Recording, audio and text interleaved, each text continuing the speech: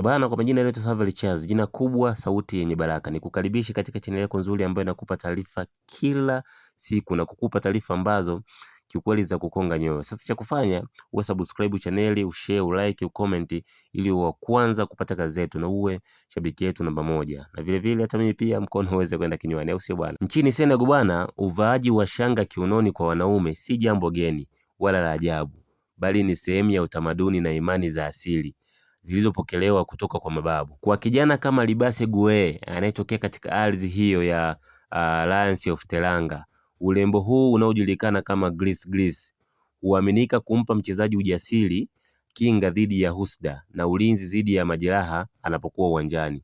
Ni utambulisho wa kiutamaduni ambao wachezaji wengi wa Afrika Magharibi wamekuwa wakiishi nao hata wanapocheza katika ligi kuu za Ulaya. Uwepo wa shanga hizo kiunoni mwa Gue wakati wa mechi yake ya kwanza na klabu ya Simba hupaswi kutafsiri kama uvunjifu wa sheria za mpira. Kanuni za FIFA na IFIB zinakataza vitu ambavyo ni hatari kwa usalama wa wachezaji kama vile pete au cheni za shingoni zinazoweza kumnasa mpinzani. Shanga za kiunoni ambazo zimefichwa ndani ya mavazi na hazina ncha kali hazina madhara ya kiusalama, na ndiyo maana waamuzi wenye uzoefu huruhusu mchezo kuendelea pindi wanapojiridhisha kuwa hazina hatari yoyote. Ni muhimu kwa mashabiki na wadau wa soka nchini Tanzania kutambua kuwa soka ni mchezo unaokutanisha tamaduni tofauti duniani. Badala ya kueleza mijadala kwenye imani binafsi au mavazi ya asili ya mchezaji, umakini unapaswa kuwa kwenye uwezo wake wa kiufundi na mchango anaotoa katika timu ya Simba.